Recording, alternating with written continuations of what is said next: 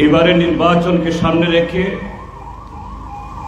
যে দেশপ্রেমিক মঞ্চ তথা জোট হয়েছে, এই মঞ্চের রাজ্য এবং জেলা নেতৃবৃন্দ এখানে উপস্থিত আছেন। জাতীয় কংগ্রেসের তার কেন্দ্রীয় কার্য সমিতির অন্যতম সদস্য বিধায়ক শ্রীযুক্ত সুদীপ রায় বর্মন মহোদয় এবং এই পশ্চিম ত্রিপুরা লোকসভা আসনে ইন্ডিয়া মঞ্চের প্রার্থী জাতীয় কংগ্রেসের শ্রী আশিস কুমার সাহা মহোদয়, অন্যান্য নেতৃবৃন্দ এবং এখানে আজকের এই সমাবেশে উপস্থিত শুধু নাগরিকবৃন্দ, দূর থেকেও যারা আমাদের বক্তব্য শুনছেন, এই রাজনগরের শুধু নির্বাচক মণ্ডলী, আমি সবাইকে আমাদের ত্রিপুরা রাজ্যের ইন্ডিয়া মঞ্চের তরফ থেকে, ভারতের কমিউনিস্ট পার্টি মার্ক্সবাদী ত্রিপুরা রাজ্য কমিটির তরফ থেকে এবং আমার ব্যক্তিগত পক্ষ থেকে অভিনন্দন এবং শুভেচ্ছা জ্ঞাপন করছি। সময় কম, সংক্ষিপ্ত সময়েতে মূল কথা বলতে হবে, কাজেই আমি ভূমিকা না করে যেভাবে শুরু করতে চাই। সারা দেশে, এই দেশের যারা দেশপ্রেমিক, গণতান্ত্রিক এবং ধর্মনিরপেক্ষ শক্তির সাথে যারা যুক্ত আছেন, সমস্ত নাগরিক, শুধু দল না, তারা বলছেন এবারের নির্বাচন আরেকটা নির্বাচন না। এবারে নির্বাচন আমাদের দেশের 140 কোটি মানুষের সামনে, প্রায় 100 কোটি ভোটারদের সামনে এটা অন্যতম কঠিন এবং গুরুত্বপূর্ণ নির্বাচন। কেন আজকে এই কথাগুলি উঠে আসতে এসছে? আমার আগের বক্তারাও নানাভাবে তার ব্যাখ্যা করেছেন। আমি আপনাদেরকে সারা দেশের প্রেক্ষাপটে না ঘুরিয়ে আমি এই ত্রিপুরা যে প্রেক্ষাপট থেকে শুরু করতে চাইছি। লোকসভা নির্বাচন মানেটা কি? ভারতবর্ষের সর্বোচ্চ গণতান্ত্রিক বা সাংবিধানিক প্রতিষ্ঠানের নির্বাচন। এই নির্বাচনের ফলাফলের মধ্য দিয়েই তো দেশের সরকার তৈরি হবে। 140 কোটি মানুষের ভাগ্য নিয়ন্ত্রণ হবে। তাহলে সেই নির্বাচনের ছোট থেকে বড় যে কোনো সমাবেশ হবে অবাধ। প্রত্যেকটা নাগরিক নির্দ্বিধায়, নির্ভয়ে বক্তাদের, দলের প্রার্থীদের বক্তব্য শুনতে আসবেন। কেননা এই নির্বাচন দেশকে সমৃদ্ধ করার জন্য, দেশকে নেতৃত্ব দেওয়ার জন্য যে সরকার তৈরি হবে তার জন্য। কিন্তু সেই পরিবেশ আছে কি বন্ধুরা? ত্রিপুরা যে আপনারা যারা আজকে এই সমাবেশে এসছেন বা যারা শুনছেন, নিশ্চয়ই শুধু এই নির্বাচন বা বিগত একটা দুটা নির্বাচন প্রত্যক্ষ করেছেন তা নয়। এ রাজ্যে তো বামপন্থীরা 25 বছর লাগাতার শাসন করেছে, লাগাতার লোকসভা থেকে পঞ্চায়েত ভোট হয়েছে এবং বামপন্থীরা বিশালভাবে জয়ী হয়েছে। কিন্তু কোনোদিন দেখেছেন কোনো একটা রাজনৈতিক দলের সভা করতে গিয়ে এত পুলিশ পল্টন, রাজ্যের পুলিশ, কেন্দ্রের পুলিশ, নানা রঙের পুলিশ, তারপরেও শুধু আজকে এই রাজনগরে না, ত্রিপুরা রাজ্যের সর্বত্র বিরোধী দলের কোন সভা, এটা গড়ুয়া সভা হোক বা এরকম জনসভা, বড় সভা, মানুষ শুনতে চায়, অংশগ্রহণ করতে চায়, যোগদান করতে চায়, কিন্তু সন্ত্রস্ত। কেননা বিরোধী দলের কোন সভা হবে তার আগে থেকেই সেখানে নানা ধরনের মানসিক চাপ, কোথাও কোথাও শারীরিকভাবে আঘাত, গোটা পরিবেশকে এমন জায়গায় নিয়ে যেতে চায় বা নিয়ে যাচ্ছে, ইচ্ছে থাকলেও মানুষ সেই কর্মসূচিগুলোতে অংশগ্রহণ করতে পারে না। শুধু ভয়ভীতি প্রদর্শন না, বিরোধী দলের কর্মসূচি কোনো গাড়ি দেওয়া যাবে না, অটো দেওয়া যাবে না, মাইক দেওয়া যাবে না। আজকে দুপুরবেলা 3টার সময়তে হাপানিয়া সূর্যমণি বিধানসভা কেন্দ্রের অধীনে সেখানে আমাদের একটা জনসভা হবে। আমাদের একটা পার্টি অফিস আছে জুটপিলটার পাশে, তার পাশে হলো আমতলী থানা। 3টে জনসভা হবে, বক্তব্য রাখবেন ত্রিপুরা রাজ্যের 4 বারের মাননীয় মুখ্যমন্ত্রী ছিলেন শ্রদ্ধেয় কমরেড মানিক সরকার। একটু আগে আমার কাছে ফোন এসছে আমাদের দুকলি মহকুমা কমিটির সম্পাদকের কাছ থেকে, যে সমস্ত মাইক ঠিক করা হয়েছে সমস্ত দোকানদারদেরকে বলে দেওয়া হয়েছে মাইক দেওয়া যাবে না। আমাকে জিজ্ঞেস করছেন কি করা এখন। বললাম থানাকে বলুন। থানা বলছেন যে না, আমরা কি করব। এই বললাম ঠিক আছে, আগরতলা শহর থেকে একটা গাড়িতে বেঁধে কিছু মাইক আনুন, সভা হবে, প্রয়োজনে বক্তা এসে খালি মুখে বক্তৃতা করবেন। এটা গণতন্ত্র। আর অন্যদিকে শাসক দলের নেতারা জনসভা করবেন, অবশ্যই করবেন। তারা সরকারে আছেন, তাদের জনসভায় লোক আসবে, কারোর তো আপত্তি থাকার কথা নয়। গোটা রাস্তা বন্ধ করে দিয়ে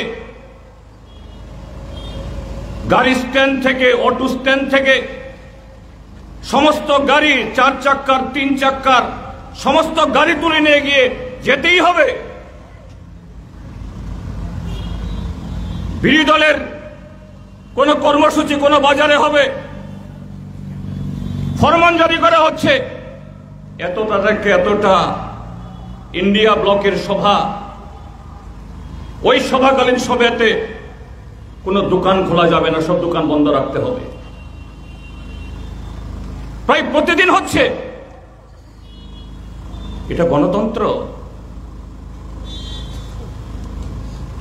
সংবিধান এখানে চলছে।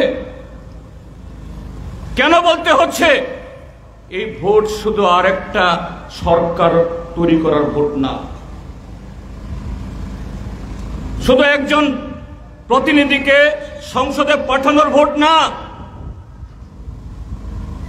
এই ভোট সংবিধান রক্ষা করা, গণতন্ত্র রক্ষা করা। এই সংবিধান না থাকলে, গণতন্ত্র যদি অচল হয়ে যায়, এই ত্রিপুরাজ্যে, এই রাজনগরে মাত্র 10 বছরে নরেন্দ্র মোদীর নেতৃত্বে এই 10 বছর সময়ের তাদের তথাকথিত এই হিন্দু রাষ্ট্র তৈরি বা নির্মাণের পথে আজকে এই ত্রিপুরাজ্যের মধ্যে আজকে 6 বছরে যাওয়া হয়েছে। একটু ভাবুন,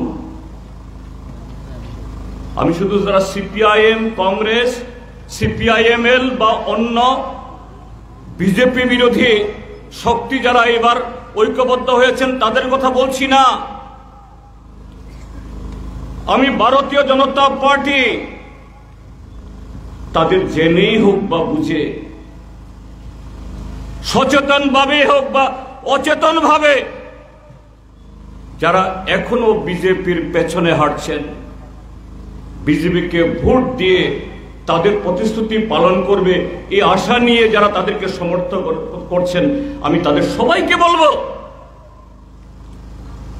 আজকে কমিউনিস্ট আক্রান্ত, কংগ্রেস আক্রান্ত, অন্য গণতান্ত্রিক দল আক্রান্ত, কালকে আপনিও আক্রান্ত হবেন, আপনিও বাঁচবেন না। বাঁচছে কি? আমি আর একটা উদাহরণ দিতে চাই। এই রাজনগর বিধানসভা কেন্দ্র আপনাদের চোখের সামনে, এখানে গত 6 বার যিনি প্রতিনিধিত্ব করেছেন কমরেড সুধন দাস, আপনাদের চোখের সামনে বড় হয়েছে, আপনাদের চোখের সামনে এমএলএ হয়েছে, নেতা হয়েছে। তার মানে যে আপনাদের আশা আকাঙ্ক্ষা, আপনাদের একজন এমএলএ তার কি ধরনের ভূমিকা হওয়া উচিত, হয়তো অবচেতন মনে কমরেড সুধন দাসও 2-4টা কথা হয়তো কাউকে বলেছেন, মানুষ রাগ করতে পারেন, অখুশি হতে পারেন, কিন্তু কখনোই কি একজন নাগরিক হিসাবে, একজন বিধায়ক হিসাবে, জনপ্রতিনিধি হিসাবে তার এখতিয়ারের বাইরে ক্ষমতাকে অপব্যবহার করে সেরকম কিছু করেছেন? 6 বারের বিধায়ক, তার বাড়ি গিয়ে দেখুন, সবাই জানেন, বাড়ির একটা দেওয়ালও নেই, বাউন্ডারি ওয়াল করতে পারেনি। আর এই কেন্দ্র থেকে ওই মথার দৌলতে, আপনারা জানেন এই 2023-এর বিধানসভাতে যদি ত্রিপুরা মথার প্রার্থী, কি নাম জানি, অভিজিৎ মালাকার, তিনি যদি প্রার্থী না হয়ে যদি কিছু ভোট না কাটতেন, সুধন দাসই আবার বিধায়ক হতেন। আর তার জায়গায় যিনি বিধায়ক এসছেন, ফেব্রুয়ারির পর মার্চ মাসে সম্ভবত নতুন বিধানসভা হওয়ার পর এই বিধায়কের একটা প্রতিবেদন একটা পত্রিকাতে উঠেছিল। তিনি বলছিলেন তিনিও নাকি এক সময়তে বামপন্থী ছিলেন, সুধন দাসের পেছনে পেছনে নাকি তিনি হেঁটেছিলেন চাকরির জন্য, চাকরি দেননি, কোন রকমে নাকি টিউশনি করে পরিবার প্রতিপালন করেছেন। ফেব্রুয়ারির মার্চের 2 তারিখে ফল বের হয়েছে, এখন মাত্র আজকে এপ্রিলের 8 তারিখ, 1 বছর 2 মাস। সুধন বাবুর সাথে এই মাননীয় বিধায়ক সাহেবের সম্পত্তি একটু তালিকা একটু মিলিয়ে দেখেন তো। সুধন বাবু 6 বারের বিধায়ক আর তিনি 13 মাসের বিধায়ক, বিধায়িকা। এই দুইজনের সম্পত্তি বহর, এবং সেই পরিবার কিভাবে এই রাজনগর বিধানসভা কেন্দ্রের, অন্যান্যদের কথা বলছি না, এমনকি যারা বিশ্বাস করে ভালোবেসে বিজেপিকে জিতিয়েছেন তাদের সাথেও তার পরিবারের লোকজন কিরকম ব্যবহার করেছেন একটু আপনারাই বলতে পারবেন? এখানে পার্থক্য ভারতীয় জনতা পার্টির সাথে এই দেশের অন্যান্য দলগুলো। সেই দল বলছে বিকশিত ভারত তৈরি করবে, ভারতকে বিশ্বগুরুর আসনে বসাবে। এই ভারত আগামী 100 বছর নাকি ভারতবর্ষে অমৃতকাল, সারা পৃথিবী ভারতকে অনুসরণ করবে। কোন পথে, কোন কর্মসূচির মধ্য দিয়ে? রাজ্যে তাদের নেতারা, সর্বভারতীয় নেতারা এখনো আসেননি, হয়তো কাল পরশু আসতে শুরু করবেন। ত্রিপুরাজ্যে তাদের যারা নেতা হয়েছেন ইদানিংকালে, কিছু পত্রপত্রিকায় প্রতিদিন তাদের ছবি উঠছে, তাদের খবর, তাদের বক্তৃতা, তাদের বাণী উঠছে। বামপন্থীরা কিছুই করেনি। সারা দেশে কংগ্রেস দল 70 বছর শাসন করে গেছে, দেশকে রসাতলের দিকে ঠেলে দিয়ে গেছে। আমি খুব বিনয়ের সাথে জিজ্ঞেস করতে চাই যে আজকে সারা বিশ্বব্যাপী যে সমস্ত সংস্থার তাদের তথ্যকে এই পৃথিবী বিশ্বাস করে,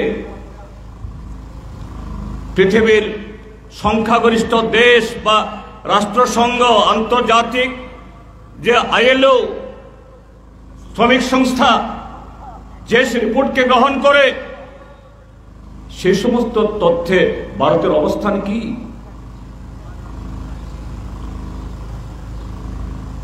রাষ্ট্রসংঘ বলছে গোটা এশিয়ার মধ্যে সবচেয়ে বেশি বেকারগ্রস্ত দেশ এই মুহূর্তে ভারতবর্ষ। ইউনেস্কো তাদের যে সর্বশেষ রিপোর্টে বলছে এই মুহূর্তে সারা পৃথিবীতে 70 কোটি মানুষ দরিদ্র সীমার নিচে বসবাস করে, আর তার 40 কোটি সেই দরিদ্র সীমার নিচে মানুষের বাস এই ভারতবর্ষ। বিশ্ব ক্ষুধা তালিকা প্রতি বছর পালা করে গত 10 বছরে এই মোদী সরকারের আমলে শুধু পেছন দিকে তার অগ্রগতি হয়েছে। তাহলে কিসের অগ্রগতি? এই অগ্রগতি হলো আজকের ত্রিপুরাজ্যের মধ্যে যেমন জবরদস্তি করে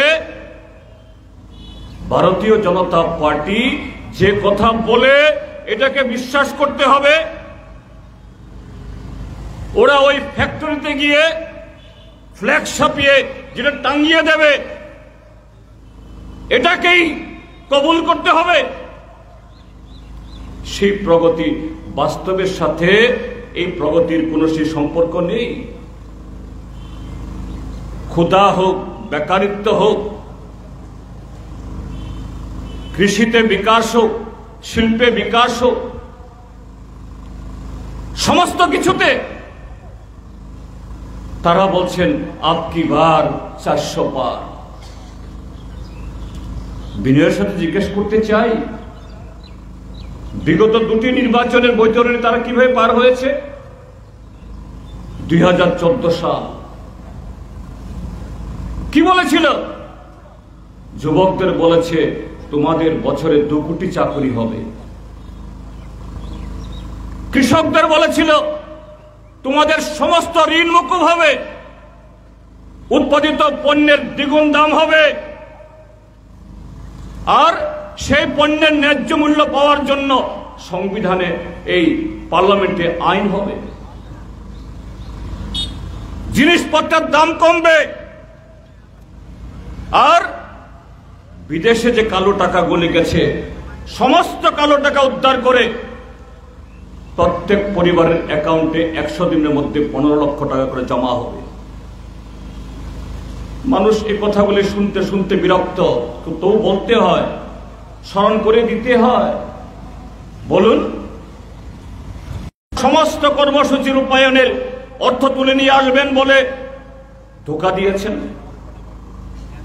আর 5টি বছর ধরে হিন্দু, মুসলমান, হিন্দুস্তান, পাকিস্তান, গোরক্ষা, যেগুলো ইস্যু না, সাধারণ মানুষের দৈনন্দিন জীবনে, হ্যাঁ, কোন জায়গাতে ভারতবর্ষের কোন এত বিশাল দেশ কোন কোনায় হয়তো বা এগুলা নিয়ে মানুষের মধ্যে একটু ঝগড়া হয়, সব জায়গাতে হয়, কিন্তু এটা কখনো জাতীয় ইস্যু নয়। কখনো এই দেশের 140 কোটি মানুষের মাথা ব্যথা ছিল না। এটাকে কেন্দ্র করে প্রথম 5টি বছর এই দেশের মানুষকে প্রতারিত করেছে। রাজ্যে রাজ্যে তাদের শাখা, তাদের প্রভাব আরো বিস্তার করার চেষ্টা করেছে, আর মানুষের মধ্যে বিভেদ তৈরি করে সে বিভেদে আগুন জ্বালিয়ে কিভাবে দ্বিতীয়বার ক্ষমতায় ফিরবে এই সমস্ত ষড়যন্ত্র করে গেছে। আসলো 5 বছর শেষে 2019 নির্বাচন। আমাদের ভুলে গেলে চলবে না, নরেন্দ্র মোদীর সামনে, বিজেপির সামনে নতুন করে বৈতরণী পার হওয়ার জন্য তিনি ইস্যু খুঁজে পাচ্ছিলেন না। মরিয়া হয়ে আজকে বলতে কোনো অসুবিধা নেই, নির্দ্বিধায় সেখানে আজকে বলা যায়, সেই কাশ্মীরের পুলওয়ামাতে আমাদের 40 জন সিআরপিএফ ভাই, 40 জন আমাদের দেশপ্রেমিক জওয়ানকে খুন করিয়ে হিন্দু, মুসলমান, হিন্দুস্তান, পাকিস্তানের একটা জুজু তৈরি করে সহানুভূতির একটা হাওয়া তুলে এই বৈতরণী পার হয়ে আসছে। নতুবা 2019 সখ্যাত সলিলে যাওয়ার কথা ছিল। 19-এর পর আরো 5 বছর গেল। এই 5টি বছর আরো জঘন্য আক্রমণ কৃষকদের উপরে, জঘন্য হামলা এই দেশের যুব সমাজের ভবিষ্যতের উপরে, তার চেয়ে বড় হামলা গণতন্ত্রের উপরে, গণতান্ত্রিক ব্যবস্থার উপরে তথা সংবিধানের উপরে। এমনকি সে করোনা মহামারী সারা পৃথিবীর সাথে এই দেশের 140 কোটি মানুষ সংকটে, মানুষ দিশেহারা। সেই সংকটাপন্ন মানুষ তার যে জীবনের সামনে বাঁচা মরার প্রশ্ন, এটা কেউ রেহাই দেয়নি। এটাকে ব্যবহার করে কিভাবে সাধারণ মানুষের মুখের গ্রাস কেড়ে নেওয়া যায়, দেশের সমস্ত ছোটখাটো উদ্যোগ এদেরকে বন্ধ করে ওই কর্পোরেট রাঘব বোয়ালদের কাছে সমস্ত কিছু ছবে দেওয়া যায়, তাই করেছে। আজকে এই দেশে মাত্র কয়েকটা পরিবার, আম্বানি, আদানি, আম্বানির নাম তবু আগে আমরা শুনেছিলাম, আদানির নাম কেউ শুনেনি, গৌতম আদানি। গত 5টি বছর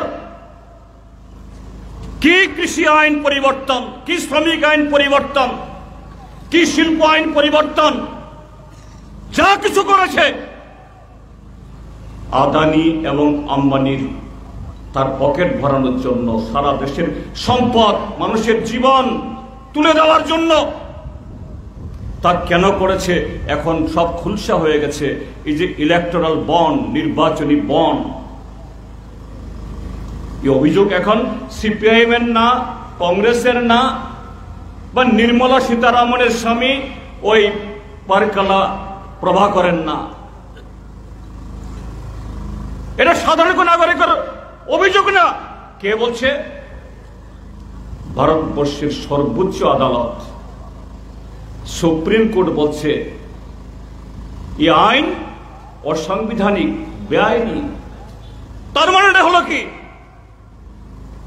এই আইনের দ্বারা যে হাজার হাজার কোটি টাকার 80 থেকে 90% বিজেপির ঘরে গেছে, সবটাই তো লুটের টাকা। আজকে ভারতীয় জনতা পার্টি, এটা ভারতীয় জনতা পার্টি না, ভারতীয় লুটেরা পার্টি, ভারতীয় জুমলা পার্টি।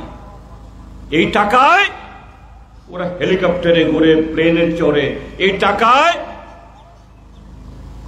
বিদেশি বিরোধী এমএলএদের ভাঙিয়ে এনে, সাংসদদের ভাঙিয়ে এনে সরকার ভাঙে, গণতন্ত্রকে তছনছ করে। আর বিরোধী দলের লোকেরা যখন গণতন্ত্র বাঁচানোর জন্য এই অন্যায়ের বিরুদ্ধে জনগণের পাশে দাঁড়িয়ে ওরা আঙুল তুলে, এদের বিরুদ্ধে মিথ্যা অজুহাতে তাদেরকে জেলে পড়ো। কি কেজরিওয়াল, কি হেমন্ত সোরেন, কি সঞ্জয় সিং, আরো অনেকে, তাদের বিরুদ্ধে মাসের পর মাস যায়, বছরের পর বছর যায়, একটা চার্জশিট দাখিল করতে পারে না, প্রমাণ করতে পারে না।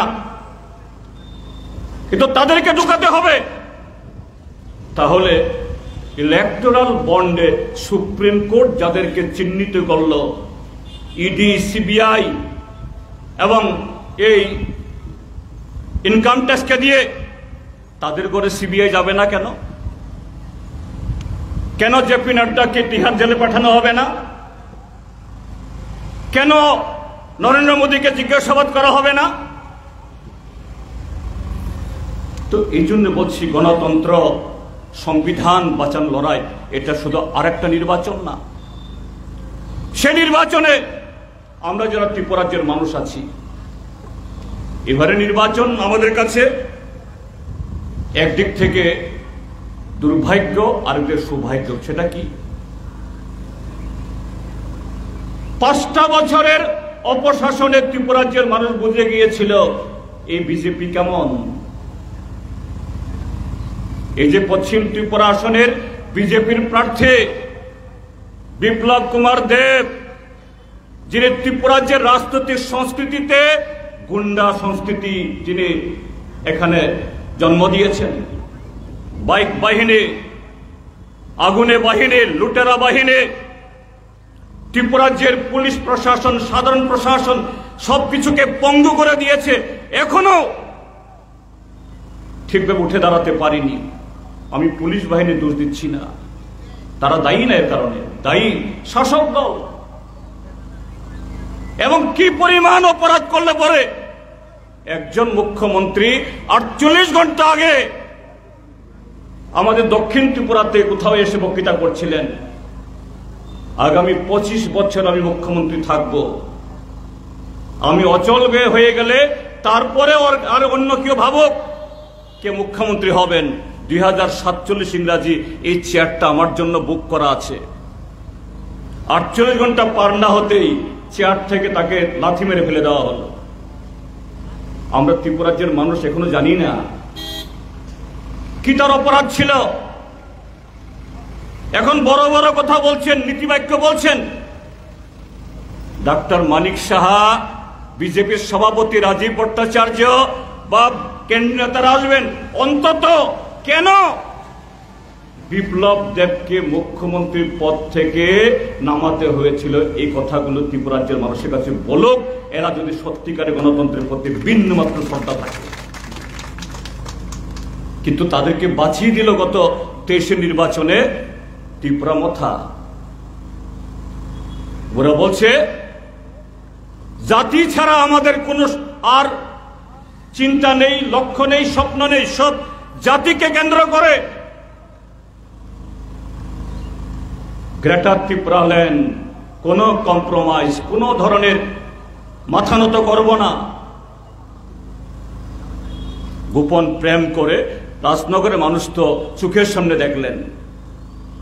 এখানে যিনি ত্রিপুরা মথার ক্যান্ডিডেট ছিলেন, ভোট গণনার দিন রেজাল্ট বের হওয়ার পরেই তিনি গিয়ে মিষ্টি খাচ্ছেন গিয়ে বিজেপি অফিসে গিয়ে, আমার কাজ শেষ, আপনাদেরকে জিতিয়ে দিলাম। তো ত্রিপুরা মানুষের কাছে সৌভাগ্য এই জায়গাতে বলছি যে ত্রিপুরার যে সময়ে সময়ে এরকম কিছু রাজনৈতিক উদ্ভট সুবিধাবাদী গোছ ঢুকে। কাজেই ভারতীয় জনতা পার্টি সাথে এই টিপ্রামাথা সহ পাহাড় এবং সমতল উভয় জায়গা থেকেই যেটিয়ে তাদের বিদায় করতে হবে গণতন্ত্রের স্বার্থে, দেশকে বাঁচানোর স্বার্থে। সে লড়াইয়ে আমাদের সম্মিলিত প্রার্থী মাননীয় আশিস কুমার সাহা মহোদয় পূর্ব ত্রিপুরা কেন্দ্রে, তার ভোট 26 তারিখে আমাদের প্রার্থী রাজেন্দ্র রিয়াং।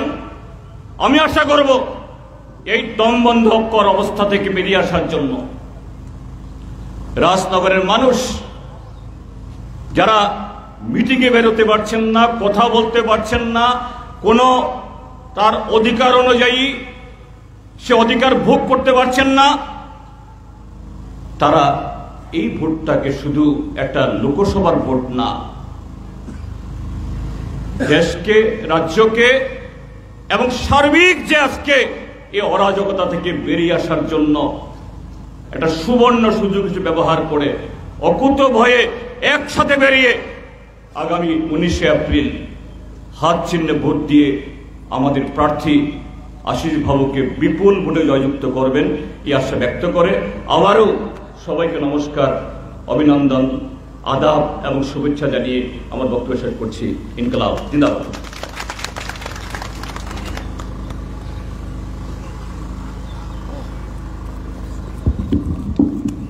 এখন